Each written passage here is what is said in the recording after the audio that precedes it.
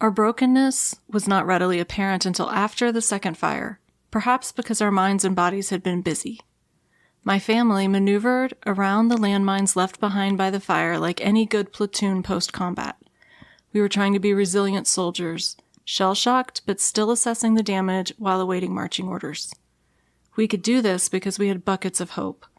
That hope combusted into the ether when our lives were torched again around 3:30 in the morning on September 22nd, 2018. Everything shifted after that.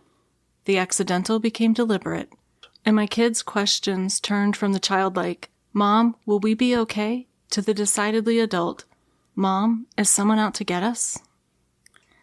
These are the words of Evelyn Henderson. They were delivered to the court following the conviction of David Michael Crawford, a man who had worn many titles in his life, including public servant and chief of police. And to Evelyn, he'd been a neighbor, a fellow concerned citizen, a man she had once interrupted in a community meeting without realizing that as a result of her interruption, he would put on another title, author of her nightmares. Join us now as we explore the depths of evil that attacked one Maryland family, an evil plot by a man that believed a woman interrupting him warranted an attempt to kill her family while they slept, and when his first attempt failed, he came back to exact more revenge on the Henderson family. This is the horror of what David Michael Crawford did, a crime for which he was found guilty and sentenced. He says his conviction and sentence are unfair and has filed an appeal, and that appeal is currently pending in the Maryland court system. This is Crime to Burn.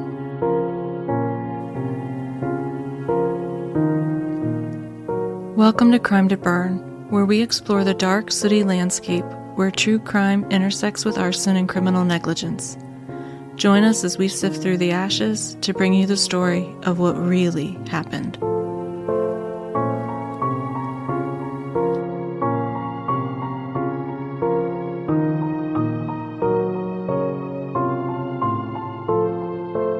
Welcome back. I'm April, a fire protection engineer and former firefighter. And I am Inevitable. A quick thank you to everyone that's taken the time to leave us a 5-star review and rate the podcast. As of the time of this recording, we've managed to land at the number 2 spot for top documentaries. For top documentaries and true crime indie podcasts on Good Pods, so thank you to all of you. If you've not left us a review or rating, please consider doing so. And if you have constructive feedback or information about this case or any case you think we should cover, crimetoburn@gmail.com. We have gotten some new information from new sources this week, so we thank you to everyone that's reached out. The information you're providing to us is so valuable, and while we won't be getting to any of that new information this week, it is coming up on a future episode. Finally, please be sure to subscribe to our YouTube channel, and when you see content from us, please give us a little thumbs up, and if you feel so inclined, leave a comment. It would be tremendously helpful. And be sure to follow us on X, Instagram, and Facebook for updates on this case, and my completely unhinged addiction to making animated videos, and of course, the latest updates. If you do see content from us, it's the kindest of gifts. If you share it, like it, comment on it, tag your friends, anything you can do to interact with our content helps us to grow. Last week, we looked at the first Henderson fire, a fire that had already ripped so much away from this family, but from which they were rebuilding their lives painstakingly, brick by very deliberate brick. But when David Crawford set fire to their home for a second time, it stole a lot more from the Hendersons than their newly rebuilt home. I've often said in my career that a fire is a threshold moment in one's life. The threshold of some experiences, like fires, are one-way trips. You can't ever go backwards through that doorway once you've been forced through it. You can't return to the person you were before the fire. That unwilling step through that doorway ushers you into a new world you must now face stripped of your innocence and sense of security, with a new realization about how little control you have in this world and how tenuous your safety and security can really be. You become a life story with a bisection point that divides the person you were before the fire from the person you are now in the after the fire. And while the Hendersons were very fortunate to escape their first fire with their lives, the fact is that it was exceptionally traumatic. And as Evelyn's own words reflected, they still had hope that they could rebuild and move forward. But to have it happen again less than a year later by the same hand, that wasn't just another threshold moment. That was being plunged into ice water and drowning in the current. This family went from a hopeful outlook to looking over their shoulder, unsure of what they did or why someone wanted to hurt them. And that was the reality for the Hendersons after they received that 3 a.m. phone call and heard those words from their neighbor. They were weeks away from moving back into the home that had burned less than a year before, and everything they'd worked so hard to put back together was ripped away from them, along with their hopes of ever feeling whole again. David Crawford had set their newly rebuilt home on fire a second time, opening a new chapter in a horror story that they believed was almost over. Scott answered the phone and heard the words, "I'm sorry, buddy, it's worse than before. It's gone. The house is gone," from his neighbor through the phone on September 22nd, 2018. He was in the rental home where he and his family had been living after the fire that destroyed their home. Scott Henderson rushed to the house, leaving Evelyn at the rental with their sleeping daughter. No need to awaken their teenager. Let her have the last few hours of sleep before a new nightmare began. Dang, man. This is rough. It is.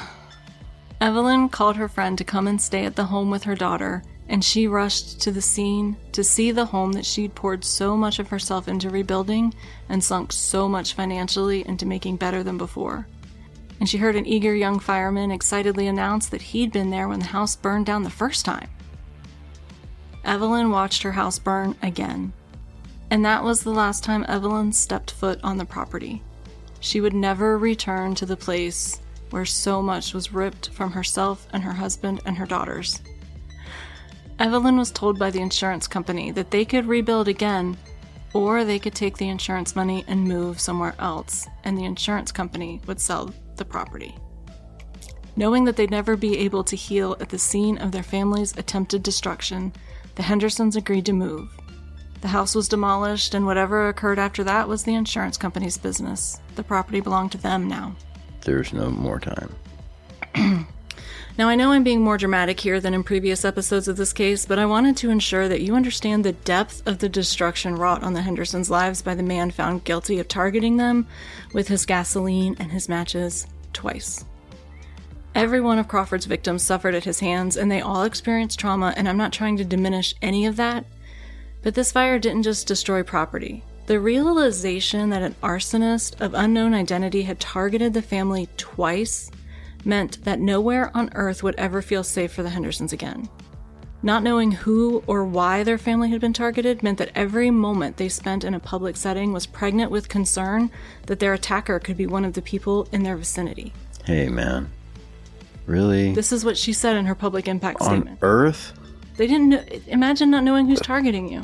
My bad, man. Sometimes I blink out and I think if this is something that you wrote. I'm like, hey, that might be a little bit... Well, I'm interpreting, but she said that they would never feel safe again because... On anywhere on Earth? Well, because after the first fire... Sorry. After the first fire, they were told it was incendiary. But it was easy to believe that maybe the investigators had misinterpreted something. But after the second fire, there was no doubt that it was arson. And then it became believable that somebody had burned down their house twice, and they didn't know who or why. And so they didn't know why somebody was targeting them. But it wasn't just a random arson anymore. It was somebody's targeting us, and we don't know why or who or what else they might be willing to do. Yeah, well, that makes sense. I was just thinking that there's like other nice places like Bermuda and Tahiti. And maybe they considered those. She didn't go into that part in her victim impact statement, but... I'm just trying not to lose hope in all of life here. Okay. I don't want you to lose hope in all of life. This is a little bit of a downer episode. Keep the sharp things away from me. Okay. There would be no more easily drifting off to sleep, feeling safe in their beds as darkness of night had provided cover for the evil that had tried to destroy them. Imagine being told your first fire was arson, but they couldn't tell you who or why you'd been targeted. It might have been easy to brush it aside as possibly a mistake, a misinterpretation of evidence, as is so common in fire investigations. After all, the physics of fire phenomenon can be difficult to interpret after a fire. But then after their second fire, investigators returned to the home and once again picked through the destruction to identify cause and origin. And for a brief moment, it might have been possible to think it was a horrific accident of some kind, maybe a leak or an incorrectly installed appliance. But the power and the gas were not yet turned back on. There was no one living there to leave a burner on or let a candle sit unattended. And when fire investigators arrived at the home on the day of the fire, September 22nd, they noticed the smell of gasoline near the front door. An accelerant detection canine was brought to the scene and also alerted in the area of the front door. Now, the process that investigators followed was to take an area of the yard away from the house and have the dog scan all the grass there to make sure that the dog didn't alert to anything in that area. Then they began to remove pieces of evidence from around the door. They removed like the sill plate, the threshold, like possibly molding around the door, weather stripping, those kinds of things. And they lined them up in the grass where the canine had not alerted to anything, and they ran the canine past it to see which items specifically the dog alerted to. And then those were placed in the vapor-tight cans, which are much like paint cans. They're sealed up, tagged, and logged as evidence, and then they go to the crime lab for analysis. Now, we already went over what that process looks like in an earlier episode, so I'm not going to rehash it. But they found gasoline on items taken from around the front door of the house, and this fire was deemed arson. Now, remember after the first fire, the neighbors across the street had Ring doorbell camera footage that David Crawford had tried to get from them? Of course. Well, the same neighbors still have the Ring doorbell, and they did have footage of the fire. But because of the way the camera was positioned, so that it didn't alert every time somebody drove down the road, it only began recording once somebody was in their yard or close to their front door. So they did play the video in court, but it seems that by the time the video started recording, it was because a neighbor came running over to their house, knocking on their door and yelling to call 911. And you can see that the Henderson's house is already on fire. So it doesn't seem like, from what I heard in that video, that it picked up the defendant actually approaching or lighting the fire. However, if you're in possession of this video and would like to share it with me, I'd love to view it, crimetoburn@gmail.com. But they do mention that they saw a car in the video. But to my extreme frustration, they never say in court what they can tell about the car in the video. They don't tell me if they can tell if it's a sedan or an SUV. They don't tell us what color it looks like, or if it matches the size and shape of the car seen at the other crime scenes, which I'm still frustrated about. So investigators were able to determine, based on the pattern of damage, that the majority of the destruction was around the front door, and that the fire had been more destructive outside the front door than inside. And they determined this because even though the house was essentially destroyed, some of the paint was left on the interior molding of the front door where it was completely burned away on the outside. So they determined that the fire had actually started outside the front door. And there was no possible competent igniters in this area. So between that and the fact that they picked up an accelerant gasoline near the front door, they ruled it incendiary. Now, this was in 2018 in September. Crawford wasn't arrested until March of 2021. So for 3 years, the Hendersons endured looking over their shoulders and not knowing who was after them or why. Now, Evelyn, in her victim impact statement, talks a lot about the things that they did in those 3 years, how they moved into a house. She wouldn't give her address even to like family members and friends because they didn't know who'd done this, and how she would take their police reports and submit them to all of those online people search websites to get all of her information removed from them.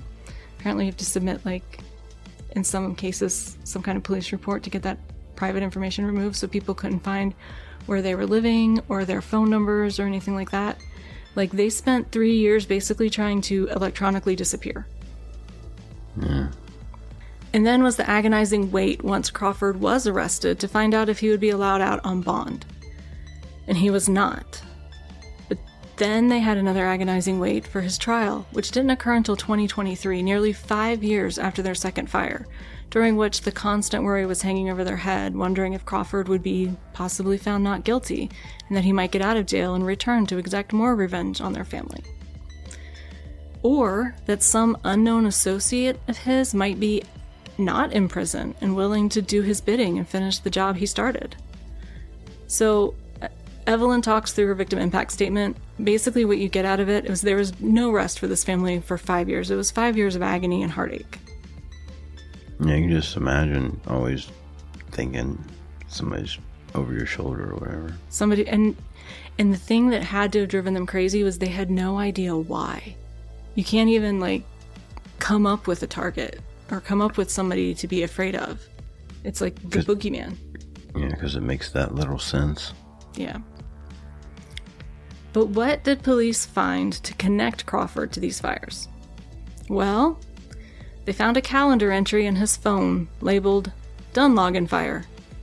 Remember, the neighborhood's name was Dunlogan. And the entry was on the date of Evelyn's first fire. And there was a second entry labeled Dunlogan Fire on the date of Evelyn's second fire. I still can't believe that somebody would put calendar entries for their crimes in their phone. Well, usually when you see this kind of behavior, they're trying to pass on this information to some kind of protege and hope that they will continue in their vein of retardation. Let's hope that this vein of retardation has been effectively dammed, blocked. Hornswoggled. Let's go with hornswoggled. In addition, a month before the first fire at Evelyn and Scott's home, the defendant had searched for them using Spokeo, his favorite people search engine. And that was on 11/10 of 2017, and the fire was almost exactly a month later. This is like the worst way to use technology I can think of. And also on that same date, he did Google Map searches of Evelyn and Scott's address and manipulated those searches over 106 times. When you say manipulated them, what does that mean? That's where he pulled up the address in Google Earth and he went to like Street View, and every time he panned around, it logged another manipulation. And we saw last week that Crawford seemed to enjoy inserting himself into the post-fire investigation and harassing not just the victims, but their neighbors for information. And once again, he uses his old police background trope and claims to be working to investigate the fire when he exchanges emails with neighbor Jean Sedlacko after the second fire. This exchange actually occurred on the day of the second fire. Jean suggested in a message to Dave that this fire just seemed really odd because the electricity and the gas were off, they hadn't been turned back on yet, and she said, something doesn't feel right. And so this is Dave's response, and this is quoted from the court testimony. Good morning, Jean. As they say, great minds think alike. I did a neighborhood canvass yesterday, which was limited since the lots are wide by hairy homeowner surveillance standards. The Snyders, Bill and Laurie, had a great view across the street and had their Ring.com working. That's the good news. The recording parameters in play, though, only activated on movement near their front door foyer, so the recording only began after the fire was full ablaze when a neighbor next door banged on their front door to get their attention. Collie, that's the name of their neighbor, Collie had called 911, as did the Snyders. I saw the video. You can see the house ablaze, but not much more. Then later, after the house is fully ablaze, a car does appear in the video before fire personnel arrive. It is odd a car shows up at 0340 hours in an otherwise quiet community. But it is even more rare that an arson suspect returns to the scene in a car versus foot, as a car can be linked to a person. In addition, you can see the size and color of the vehicle but no tag number. I think this case is going to be solved using good old-fashioned police fire investigative work. Once you eliminate a spurned girlfriend-boyfriend motive, does the victim or victims associate or have any contact with the criminal elements? Routinely someone with a rather significant criminal history? If so, reward money offered by the neighborhood crime solvers will go a long way. I am thinking that is something maybe worth pursuing. Frequently, $, helps loosen lips.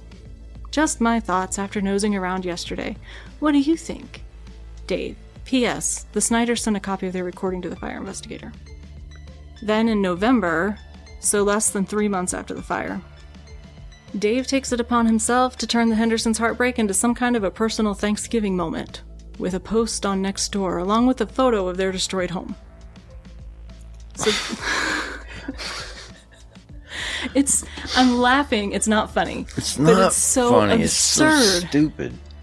So on November 24th, 2018, this is what Dave posted on Nextdoor. Huge and forgotten message of thanks. I think there's a natural tendency when giving thanks that we look inward. our blessings, our health, our family, etc. Frequently, we overlook something equally, if not more, critical. For instance, the miraculous and life-saving birth of a newborn outside your immediate family, a little autistic girl who continues to make progress despite her disability to another couple, a violent crime where the victim wasn't harmed, etc. There was a miracle in our Dunlogan neighborhood earlier this year. Please see photos below. Scott and Evelyn Henderson were rebuilding their home when tragedy struck. Just days from moving back into their home, which took almost a year to rebuild, their home was fully engulfed by flames. You can review the photos yourself and see the level of destruction. Horrible. Miraculously, they were not home and had not moved in yet. No one was harmed, to include our firefighters. Property can be restored or replaced, as painful as that is. We are all thankful that that was the extent of it. Often lives cannot be restored, and that can never be replaced. In that spirit, may we all look outward and give thanks for small miracles blessed. Nope. This guy has acolytes. No one talks like that and doesn't have some freaky occult following of weirdos. Tell me you know something about that. I don't know of any occult following that he has at this point. But I'm not ruling anything out because I have gotten some crazy information that we'll be getting into on a later episode. There's no way you roll off with that much confidence without having had somebody give you some sort of supportive feedback to make you believe that's true, right? I don't know. I can't imagine. I can't even imagine the headspace. These cult leader type personalities, they attract cult members. They just do, man. He has to have at least like 2 or 3 sad people that think that he's really cool. Well, his wife hasn't divorced him yet. Okay, so that could be one. There's at least one more. That's the one you need to watch out for. The one that's unknown. Unknown. Anyway, after he posted that, he then sent a message to Gene Sedlacco. Is there any update we can publish? Can you check on their welfare and advise the inner circle without the others on Nextdoor? Thanks, Dave. And Gene responded, I'm checking with her, meaning Evelyn. Thanks for checking in. And then, I talked to Evelyn. They don't have anything to share at this time and don't need anything. They sincerely appreciate the concern and are doing okay. For me only, as in Evelyn did not ask or suggest this, I might suggest you simply take down the post with the pic and request.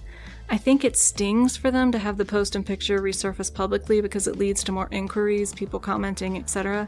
Better just to let things lie. I hope to see you at some point, and if I don't, I hope you and your family have a very Merry Christmas with many blessings during the holiday and year ahead. What a fantastic Bubba. And then Dave responded back to her, at your request and good thinking, I deleted the post. My thinking was that if they needed anything, that neighbors would be more inclined to help if they saw the level of destruction. Oh man, I got confused. I thought that he was saying the first part. No, that was Gene. So Dave said, is there any update we can publish? And then Gene responded, maybe you should take the post down. I think it's kind of like niggling at the wound. And so he says, at your request and good thinking, I deleted the post. My thinking was that if they needed anything, the neighbors would be more inclined to help if they saw the level of destruction. Any more word regarding the cause? After much thought, I gotta believe it was nothing from within, but started from the outside. Almost like a fit of jealousy or something. Can we get together soon over coffee? Want to discuss a path to the library. Kate suggested you would have good insights. Cheers. Wow. Now, she did respond, not right away, but later, and she said that she didn't know the details of the fire, and that she gave him her schedule for when they could meet for coffee. Now, the defense asked if there was any other time that the defendant had reached out about the Hendersons, and she said yes, that he had asked several times in passing if she knew where they were living. And things like, did they find a new house? Are they staying in the area? Are they looking for a new house? Are they coming back to Dunlogan? And this evidence and the witness accounts of these 2 fires are what the jury heard in court. This was the information they had upon which to determine if Crawford was guilty of the crimes of arson and 3 counts of attempted murder for the Hendersons. Arson and 5 counts of attempted murder for the fire at the chiropractor's house, the Anticos, and malicious burning of Rebecca Burns' mother's car. So that's the sum of the charges that the jury had to consider in this case. However, that's not all of the fires. Those are the fires police found adequate evidence with which to actually charge Crawford. But there are other unsolved fires in the Laurel area, and I've talked to investigators and victims in those fires, and while I agree that there is not enough evidence to connect him definitively to those fires, there sure are some interesting coincidences.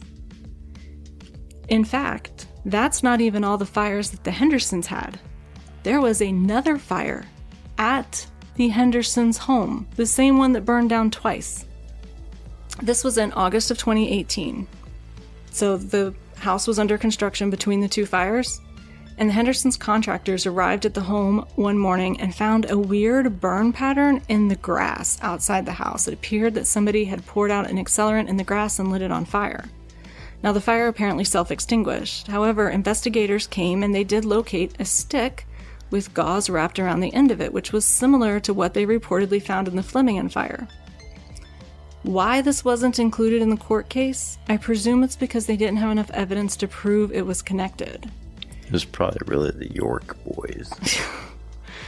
In the case of the Hendersons' fire, we can prove Crawford did research on them, and we can tie the 2 calendar entries labeled Dunlogan fire to the 2 big fires they had. But this minor lawn fire apparently didn't have a calendar entry associated with it, and so the only connection is tenuous at best. But according to a neighbor, and this is from the arrest warrant, according to a neighbor, Dave had been complaining to other neighbors around the time of this fire about the state of the Hendersons' lawn while the house was under repair. Apparently, they weren't keeping it manicured. Now, that could be a coincidence. It could have been someone else. It could have not been somebody else. But the truth is, we're never going to know. But I do think it's interesting and worth mentioning that the Hendersons did have a 3rd fire in there, even though it didn't affect their home. Probably just a coincidence. Maybe. And it could have even been kids. You know, we don't know. But it seems suspicious. Do you think fireflies can cause fire? No. Mm-mm. Okay. And we also have Evelyn's victim impact statement to cover, and I don't know if I'm going to read the entire thing or just excerpts, but it's exceptionally powerful. But I'm not going to do that on this episode because we've already gone down some really dark paths of what the Hendersons experienced in this episode. So when it comes to those other fires in Laurel that happened during the time that Crawford was allegedly undertaking his decade-long arson spree, there are some equally tenuous connections. However, in the interest of full disclosure, I've been investigating these other fires and talking to people that were involved, and I even have new sources willing to go on the record. Now, I'm awaiting several incident reports, and so as soon as I have all my ducks in a row, I will be bringing you all of the information and the unusual circumstances and coincidences, with fair warning that there is 0 physical evidence that I'm aware of that is solid enough to link Crawford to these crimes. And I'll be the first to admit they could absolutely be completely unrelated. Hopefully, I'll have some of the reports I'm awaiting back in time for our next episode, but even if I don't, we still have several other things to cover in our next episode, including the defense's arguments, some hair and fiber analysis information, and of course, closing arguments. And then there's that appeal to consider, so don't miss next week, we'll be back then. And before we go, one last quick reminder. We would love to hear from you. If you'd like to share anything that you know about this case, if you're aware of any unsolved fires in Laurel, Maryland between 2012 and 2014 that you think may be connected to Crawford, or that you think have some unusual coincidences, please do reach out. You can stay off the record. If you know about any sort of skirmish between Crawford and another officer during his time either at PGPD or District Heights that resulted in some kind of possible boat fire, either intentional or accidental, I want to hear from you. And if you're in a position to have any direct knowledge about whether or not anyone instructed Anne Arundel County investigators to stop investigating Crawford in the cases of harassment alleged by Crawford's daughter Carrie, I want to hear from you. Again, you can always stay off the record. You can find me at crimetoburn@gmail.com, and we'll be back next week. Whether it's a boat fire or a little man in a boat fire. Oh, geez. Now, this was a little bit of a short episode, and I apologize for that, guys, but I needed to write this episode quickly and get it recorded because my husband is going out of town. Yep. But by the time this airs, you'll be back. But we can't record while you're not here, so I had to record early, so I had to write the episode really fast. Yeah. And honestly, the subject matter for this episode is really, really heavy, and I didn't want to spend like a really long episode getting too down in the depression. And then I don't have the police reports and the investigation reports that I need for the other fires yet. And getting into the last little bit of court testimony and evidence that we need to cover was too much to add to the end of this episode. So we're just having a little bit of a truncated episode. Is it okay if I ask your listeners if there's praying people to pray for the recovery effort from the aftermath of the hurricane? Absolutely, go ahead. Understood. Okay. Yes, there's a lot of people having a really hard time right now. I can't think about it without getting emotional. It's a big mess. It's going to take a while to clean it up, like years. Years. People might forget about it in like 6 months or 6 weeks. I don't know. I hope not. We have a pretty short attention span as people. We do. This is big enough that it's kind of in your face, though, at least locally. And then Atlanta made the news again recently because we had a giant chemical fire this week. I actually wanted to ask you about that. Oh, good. I don't know. People can say whatever they want to on the interwebs, but I heard that part of the reason that the fire was so bad was because the sprinkler system that they used interfaced poorly with the materials that were there. Yes. So what I read about the fire was that the facility had some water reactive chemicals. Now there's different classifications of water reactive chemicals. Some of them, they just react with water and it's not violent or explosive or anything. Usually when we have a water reactive chemical, what happens is they react with water and they can go through these chemical reactions that can be exothermic, liberate heat. And some of them liberate, the result of that reaction liberates flammable gas. So when you have one that liberates heat and flammable gases, then putting water from a sprinkler system on those types of chemicals can cause an explosion. So your sprinkler system has to be specifically designed for the type of chemicals you're storing and the quantities, because you can put out water reactive chemicals with water as long as you have so much water that it becomes such a heat sink that that flame can't continue to propagate and liberate more of that gas that makes sense. You're keeping it down. Yeah. The temperature. Yeah. I don't know specifically what chemicals they were using, but water reactive chemicals include things like... I heard it was chlorine. Yeah, I haven't looked really heavily into it. I know they were a pool chemical company, and chlorine by itself, when you get chlorine wet, it will liberate chlorine gas, which is deadly. Well, that's why I'm not allowed to walk through rooms full of chlorine. Right. But I don't believe that chlorine gas is explosive. I've never heard it to be explosive, but like really not good to breathe. Right. So that's why I'm curious what other chemicals they had, because typically when we talk about water reactives that could cause a fire of that magnitude, we're typically talking about things like lithium. Yeah. Metal, there's some like organic metals and some metals and stuff that are like really explosive with water. Rapid oxidizers. Yeah, and then we do have things like magnesium that's not necessarily always a strong water reactive, but once magnesium gets burning, if you try to put water on it, the fire can get bigger. But that's because it liberates the hydrogen, right? It can liberate the oxygen from the water molecule and use that. So, in fact, hydrogen, oxygen, whatever. Well, remember we did that career day. We were very popular at my daughter's school. Oh, dear God. We got invited to career day. And so I decided to teach the kids that you can't put water on every kind of fire. And we lit a little magnesium fire, and then we sprayed water at it and watched it get bigger. And did you go, ooh? They did. They went, ooh, and ah. And then we didn't get invited back for the next career day. I don't know why. And I only set the driveway on fire once preparing for that career day. It was totally under control. It was under control. I was just trying to figure out how much magnesium I could use without burning down the school. A lot. Yeah. More than I used in the driveway. But, it did burn right through the bottom of the pan I had it sitting in. That was really the problem. Aluminum pan, not adequate for magnesium fire. Actually, aluminum is explosive. Aluminum dust. Yeah. I thought just about any kind of dust was explosive. Most dusts are, even flour and sugar. Sugar is really explosive. Especially flour and sugar. Yep. Not just... Okay, never mind. You know, the other big, huge fire we had in Georgia, must have been in around 2010, I think. I can't remember the exact date, but we had that big sugar plant fire down near Savannah, the Imperial Sugar fire. Huge explosion.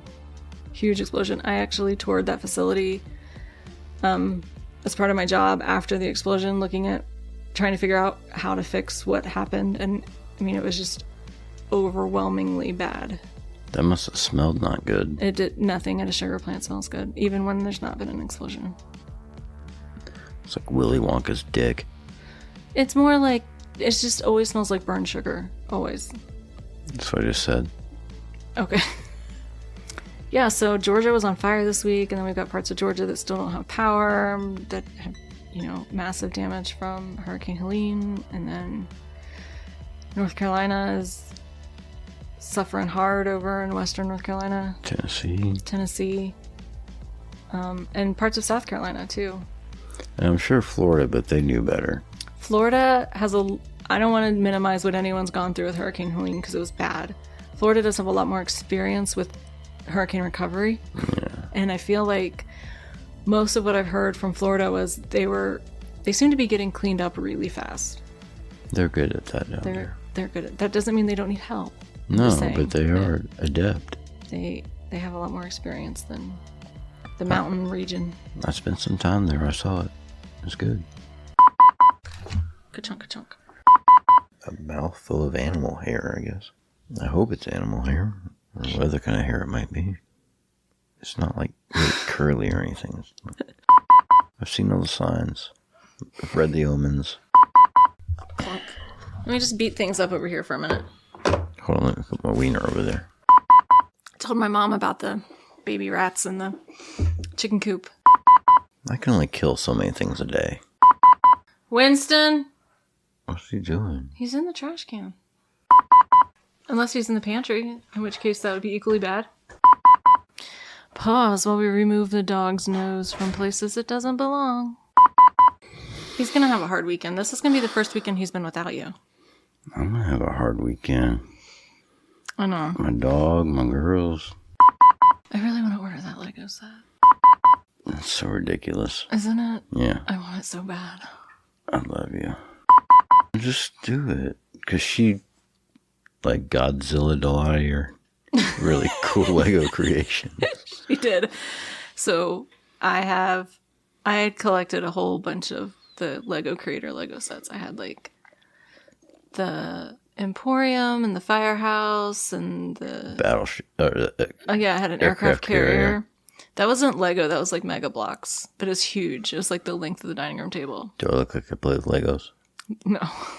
We've established this already. And they were all in our spare bedroom because I had switched jobs and I hadn't brought them to my new office. You gonna tell on me? And no, it's not, you didn't do it. Yes, I did. No, our toddler. I fell asleep. I was supposed to be on toddler watch. The door was closed. But and she went in there and played Godzilla with all my Lego sets.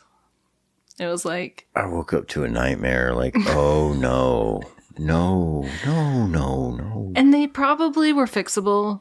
But then when we moved and we were so late packing, and I dumped them all in a box together, and I haven't opened that box because I can't bring myself to try to figure it out. But you know what? As soon as the podcast takes off and I can quit my day job, I can just take a day and figure all the Lego sets out. I like how you're using your imagination to cope. That's what I do. Yeah, it's good. I like it works out for me. So that's gonna be fine. It's all gonna be fine. So we're recording this not at our usual recording hour because by the time this is posted, you'll be back. And so you're going to help clear roads and driveways and houses and whatever we can clear. I don't really know what I'm getting into. I got the dorkiest helmet. Safety is not dorky. It looks like Iron Man took his face off for a minute. Like the ear things come out to the side and then the thing flips up in the front. I don't know. I'm not used to, I just go out. You're not used to safety gear. I'm not used to being protected. I'm not good at sexy stories. We've covered this. But I can crack a pun in bed. The cat's bullying the dog. And that's not a bedtime pun. Find a chair, find a bed, find a couch. Snuggle with Skinny Chad. If you'll just do a little work, he'll scratch you. Is his hand backwards? Like he's gonna shoot a web out like Spider-Man? Yeah, he's in a Spider-Man web shooting pose. I've been thinking a lot about how I should make more people call me sir. Oh, dear Lord. You're not supposed to adopt the traits of the arsonists. I was like, you will call me sir or I will burn your doghouse down. And then he reminded you he doesn't have a doghouse. He lives in our house. Yeah. I might learn something. That was really poetic. You f***ed it up. That was really poetic. It's okay. Focus. Use the force. You know why I screwed up? Because I put #2, and since I can't figure out how to switch my computer out of British mode, it made it the British pound sign. It threw me. Are you signaling alien aircraft here? Sorry, that was just too dismal for me to accept. Night. He was in the rental home where the dog wanted to be part of a podcast and stuck his nose on my hip. The fire that destroyed their home the first time.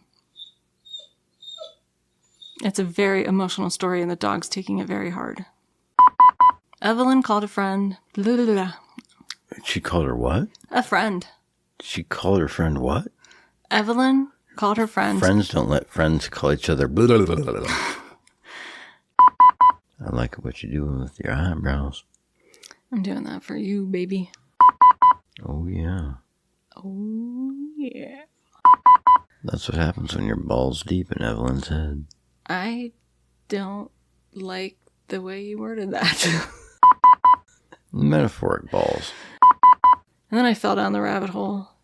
Balls deep into the rabbit hole? It's funny because I follow somebody called Down the Rabbit Hole. But there's no balls. I'm going to make an account called Balls Deep just to follow him. I think he would think that was funny. But it's kind of cool to have satellite people writing on aliens when your daughter's being abducted. Because you're like, hey, it's okay. She's not really being abducted. Like, these are our henchmen. They work for us. Everyone needs an alien henchman. Or 3. And a couple mannequins. And a skeleton or 2. That's how I roll. They see me rolling with mannequins. It's really innocent, but everyone thinks it's dirty. You can let her be in charge? Probably not. You dangled it in front of her like a carrot. It's not going to take long for her to start making bad decisions. But I did tell her when we talked. It takes me till about 6:30 a.m. I do need to soak it for a minute. And all the goodness with the Worcester and the liquid smoke and the... It's a story of my life. I was gonna, and then I didn't. I do that a lot. Instant gratification monkey. Off we go then. Cheerio.